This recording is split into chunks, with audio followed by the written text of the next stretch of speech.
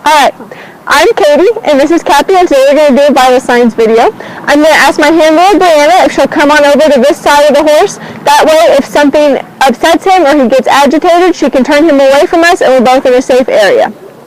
Now, first of all, what we want to do in our health check is we want to look at Cappy's general appearance. We want to see that his eyes are bright, his ears are up, he's paying attention to things going on around him, and he's got a nice and shiny coat. If he had a really dull coat, glassy eyes, his ears were really droopy, he wasn't really paying attention to anything, or if he was usually really friendly and was acting antisocial, these are indicators that something might be wrong and he might not be feeling very good. If I think that something is wrong with my horse, one of the first things I'm going to check is their mucous membranes. Now, those can be found here at their eye, in the conjunctiva, which is right there underneath their eyelid, and then also down here in their gums. What you want to look for when you're checking these is that they're nice and moist, which his are, and also you want to see that nice light rosy pink color like what you saw there. The moistness indicates that he's well hydrated and he's been drinking a lot of water, and the color indicates his overall health. If the gums were really pale, that means he could be going into shock. If they're really bright, fiery red, he could have a fever or infection. If they're yellow, he could have a liver problem or jaundice, and if they're bluish or purple color, then he might be lacking some oxygen. So, if I think that he is dehydrated, then something I can also check while working around his gums is his capillary refill time. What I'm going to do is I'm just going to lift up this lip, take my thumb, and press on his gums for a second. When I remove my thumb, there's going to be a white spot in his gums, and I'm going to count how long it takes for that nice light rosy pink color to flow back into that blanched out spot. We want that color to return to normal in about 1 to 2 seconds. If it takes longer than that, then your horse could be dehydrated and something could be wrong. Now, if you have reason to believe that he is dehydrated, you can do another dehydration test called the skin pinch. What I'm going to do is I'm just going to take a little fold of skin here on his neck. I'm going to pull it out and relax. Once I've let it go, then you want it to return to that nice flat normal appearance within 1 to 2 seconds. If it stays tinted or peaked, then your horse could be dehydrated. One thing you have to take into consideration is if your horse is older. Older horses tend to lose some of their skin elasticity, and so it might stay tinted a little bit longer than normal. If you have an older horse, you can do this test down a little bit lower, like on their shoulder here, where their skin is a little bit tighter, and it might return to normal more quickly. Next, what I'm going to do is check his pulse rate. The normal pulse rate for a horse is 32 to 44 beats per minute. You can check it in 2 places. You've got the maxillary artery here under the jaw, and you also have the radial pulse down here on the inside of the back of their knee. I prefer to take it up here at the maxillary artery because that's easier for me to find. What I'm going to do is I'm going to take my 2 fingers on the inside of his cheekbone and feel for kind of like a wet noodle, which is that artery. Then I'm going to press it against his cheekbone and relax a little bit. Once I found that pulse, I'm going to use my watch time for 15 seconds, count the number of beats that I feel.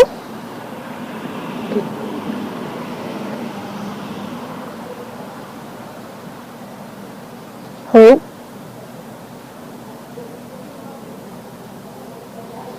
Okay.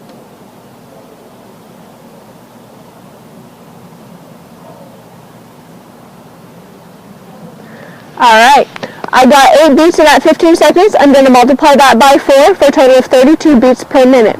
The normal pulse rate for a horse is 32 to 44 beats a minute. He's right there on that 32, right there in that range. Again, like I said, you can also check for that down here at the radial pulse. There's also what's called a digital pulse, which you can feel on the inside of their fetlock. Most horses, if they're really healthy and they have good feet, you're not going to be able to feel that digital pulse, or it's going to be very, very faint. However, if you do notice a really bounding, really evident digital pulse, and their feet are kind of hot, there's heat in the feet, then they could be laminitic, they could have an abscess or some other health problem with their foot. Next, what I'm going to do is, where's the stethoscope? Is I'm going to take the horse's heart rate. What I'm going to do is use a stethoscope. I'm going to use the same procedure of counting the beats for 15 seconds, multiplying that by 4. I'm going to take the stethoscope, place it here on his chest wall, right behind his elbow. Sometimes they can be a little tricky to find, so it takes a second.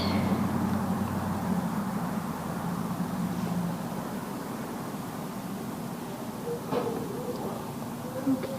Oh. All right.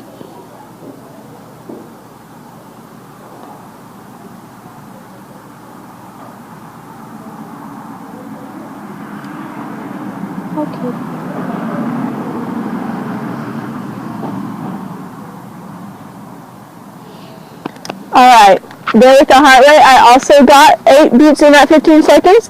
Multiply that by 4 again is 32. The average heart rate is the same as the pulse rate, 32 to 44 beats a minute. So again, he's right there in that good normal range.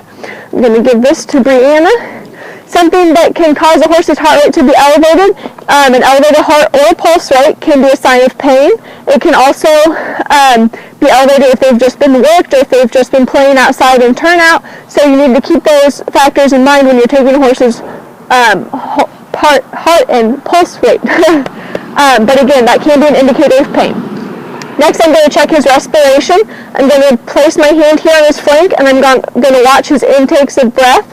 I'm going to count the number in 15 seconds.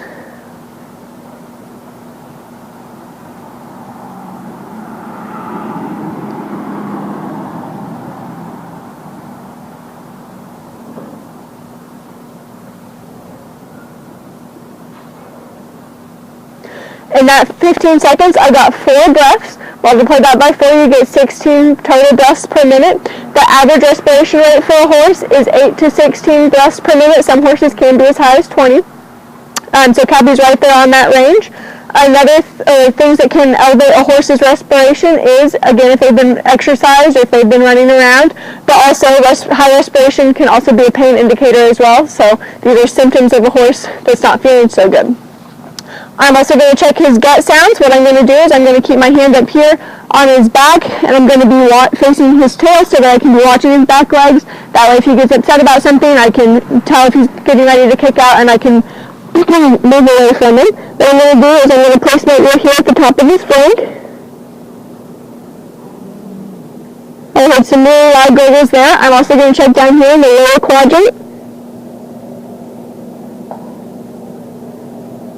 Again, there were several big gurgles there.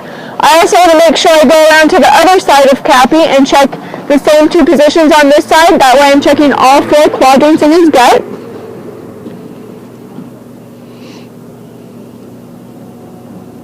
There's some more gurgles there.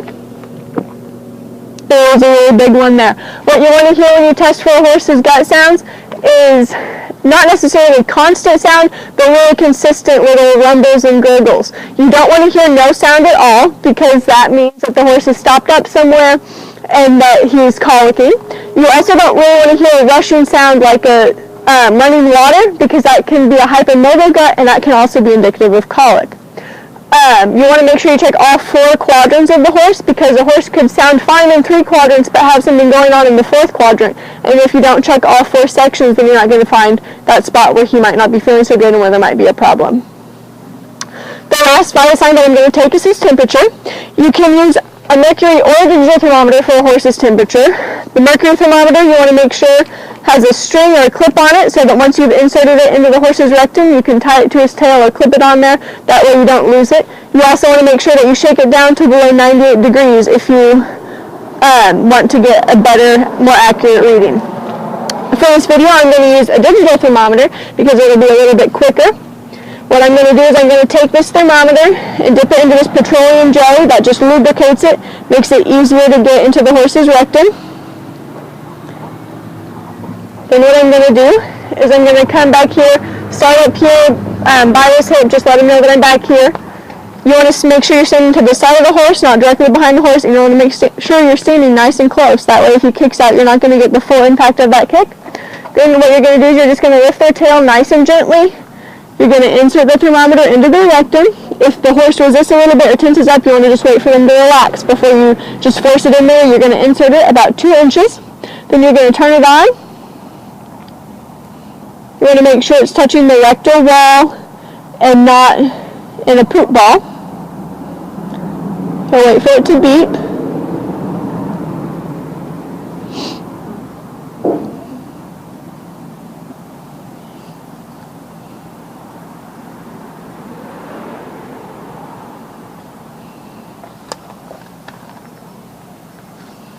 Alright, once it beeps, you can take it out. His was at 99.7. The normal range for a horse is 99.5 to 101.5 degrees. Anything higher than 102 indicates a fever, but Cappy was there at 99.7, which is a good healthy temperature for him. Now, as you can see, all of Cappy's vital signs were really good. They were all within the normal range, and he is a happy and healthy horse.